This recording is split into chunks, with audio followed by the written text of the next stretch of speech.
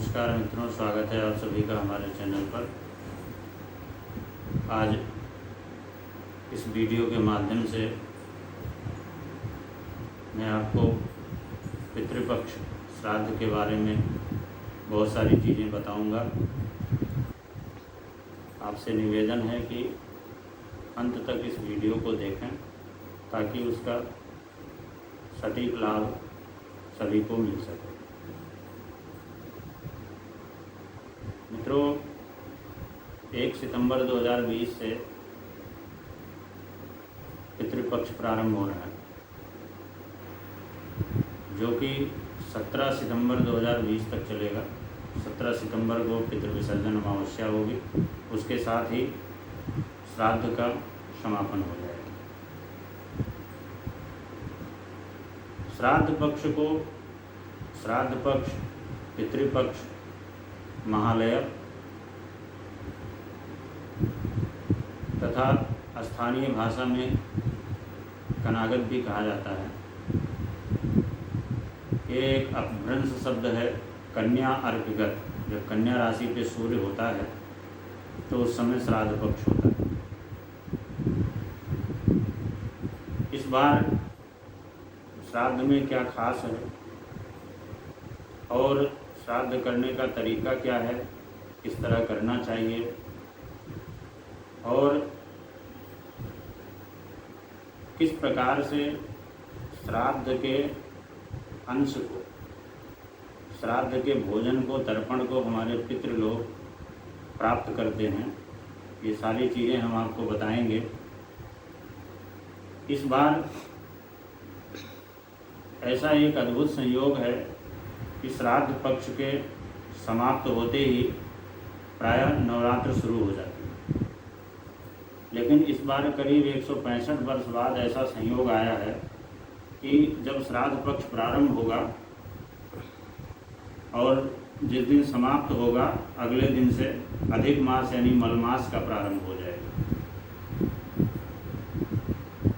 और 1 महीने के अंतराल के बाद में पुनः नवरात्र फिर शुरू होगी, वो 17 अक्टूबर 2020।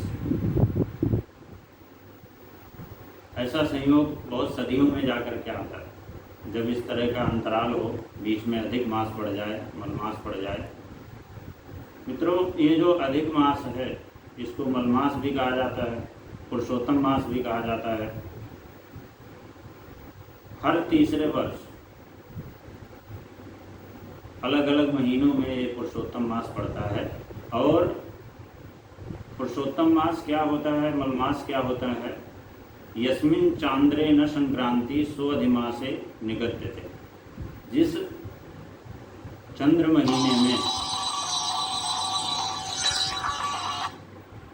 संक्रांति न हो, सूर्य संक्रमण ना करता हो, राशि परिवर्तन ना करता हो, उसे ही मलमास यानी अधिक मास कहा जाता है। और अधिक मास में पूजन, यज्ञ, हवन, अनुष्ठान आदि कर्म किए जा सकते हैं। लेकिन अधिक मास में गृह प्रवेश, विवाह, मुंडन इत्यादि शुभ कार्य पूर्ण रूपेण वर्जित होते हैं। तो जैसे 1 तारीख से पितृपक्ष का प्रारंभ हो रहा है, पूर्णिमा से लेकर के, भाद्रपद शुक्ल की पूर्णिमा से लेकर के आश्विन कृष्ण अमावस्या तक 16 दिन ये श्राद्ध के होते हैं। और इन श्राद्ध के समय में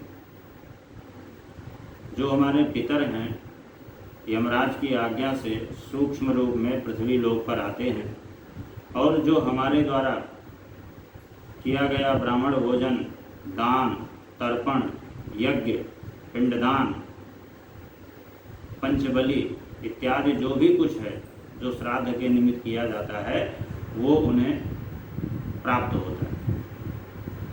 और जब प्राप्त होता है तो हमारे पितरों की प्रसन्नता होती है और हमारे ऊपर, हमारे परिवार के ऊपर उनका आशीर्वाद सदा सर्वदा बना रहता है। और साथ ही इसके विपरीत आचरण यदि किया जाए, श्राद्ध कर्म न किया जाए उससे संबंधित कोई कृत्य न किया जाए तो उसका विपरीत परिणाम पड़ता है। यहाँ तक कि जन्म कुंडली में पितृदोष भी हो जाता है और उस पितृदोष के कारण व्यक्ति जीवन पर्यंत नाना प्रकार की समस्याओं से जूझता रहता है, नाना प्रकार की समस्याएं आती हैं और भाग्योदय नहीं होता है। श्राद्ध जो शब्द है ये श्रद्धा शब्द से बना हुआ है और ये कहा गया है कि श्रद्धया दीयते यत् तत्श्राद्धम, जो श्रद्धा से दिया जाए उसी का नाम श्राद्ध है, वही श्राद्ध। इसमें थोड़े और बहुत का विचार नहीं करना चाहिए, जिस तरह से जो व्यक्ति सक्षम हो उसे इस क्रिया को पूर्ण करना चाहिए। यहाँ तक कि कहा गया है कि यदि कोई व्यक्ति अपने पितरों का श्राद्ध करने में सक्षम नहीं है तो जिस दिन उसके पितर की तिथि आए उस तिथि पर गाय को हरा चारा यदि खिला दिया जाए, हरे चारे का दान दे दिया जाए तो भी श्राद्ध कर्म की पूर्णता हो जाती है। इसके अलावा अगर वो भी संभव नहीं है, बहुत ही दयनीय स्थिति है, तो जिस दिन पितर की तिथि हो, पितृतिथि हो, उस दिन एकांत में जाकर के दोनों हाथ ऊपर करके और अपने पितरों का स्मरण करें और उनसे क्षमा प्रार्थना भी करें, तो इस प्रकार से भी श्राद्ध की पूर्णता हो जाती है। कुल मिलाकर के इन किन प्रकारेण श्राद्ध करना चाहिए, इसको खाली नहीं छोड़ना चाहिए, क्योंकि ये हमारे लिए बहुत आवश्यक है और इसका प्रत्यक्ष अप्रत्यक्ष रूप में हमें लाभ भी मिलता है। परिवार में वृद्धि होती है, धन धान्य की वृद्धि होती है और सदा सर्वदा पितरों का आशीर्वाद बना रहता है। अब बात आती है कि श्राद्ध कब किया जाए, किस तरह से किया जाए। मित्रों, इन 16 दिनों में जो जिसके पितृ की तिथि होती है उस तिथि पर ही श्राद्ध को करना चाहिए। और इसके अलावा जिनको अपने पितरों की तिथि मालूम नहीं है, ज्ञात नहीं है, उनको अमावस्या के दिन उस श्राद्ध को करना चाहिए। ज्ञात अज्ञात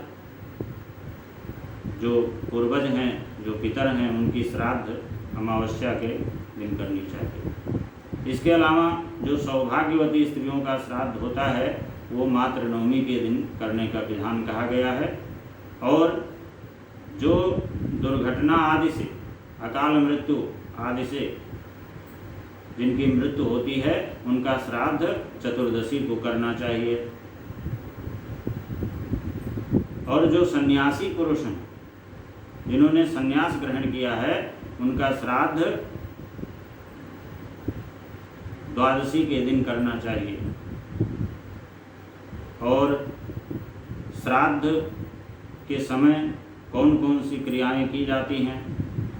श्राद्ध में तर्पण, पिंडदान, ब्राह्मण भोजन, अन्नदान, वस्त्रदान, ये सब श्राद्ध के अंग हैं।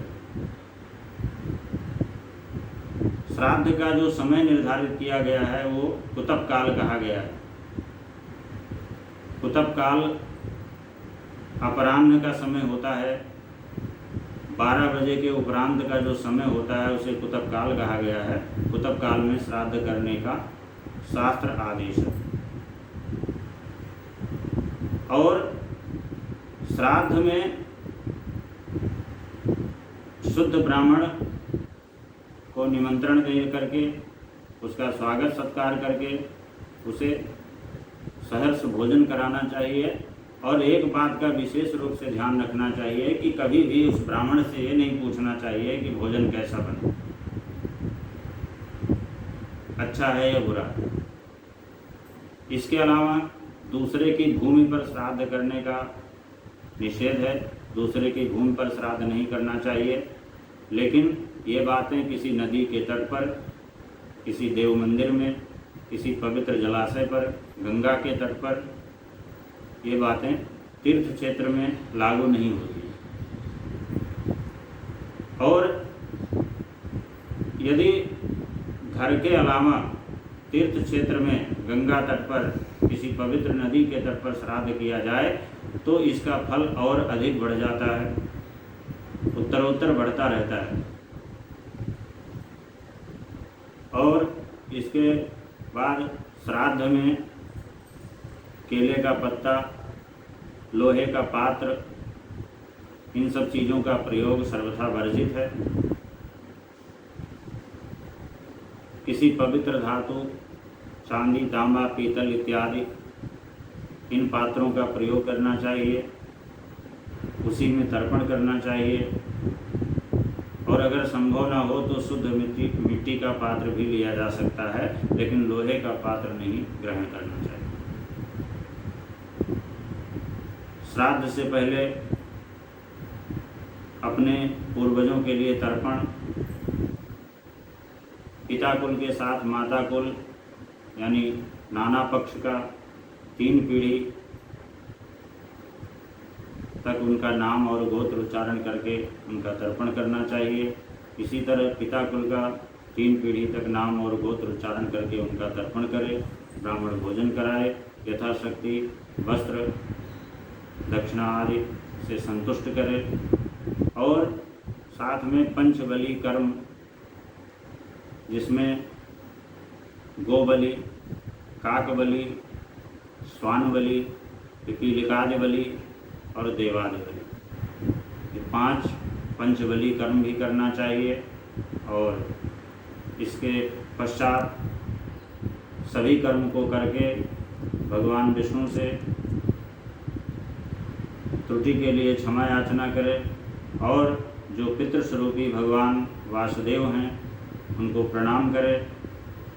इस तरह करने से व्यक्ति को पितरों की कृपा से धन धान्य, सौभाग्य और संतति की प्राप्ति होती है। और अगर इसके विपरीत आचरण होता है तो घर में संतान वृद्धि रुक जाती है और संतान होने में कठिनता आती है। ये 15-16 दिन जो श्राद्ध के होते हैं, यमराज के द्वारा हमारे जो पितर हैं उनकी आज्ञा से पृथ्वी लोक पर सूक्ष्म रूप में आ जाते हैं। और ये परंपरा, श्राद्ध की परंपरा महाभारत काल से दानवीर कर्ण के समय से शुरुआत हुई और इस समय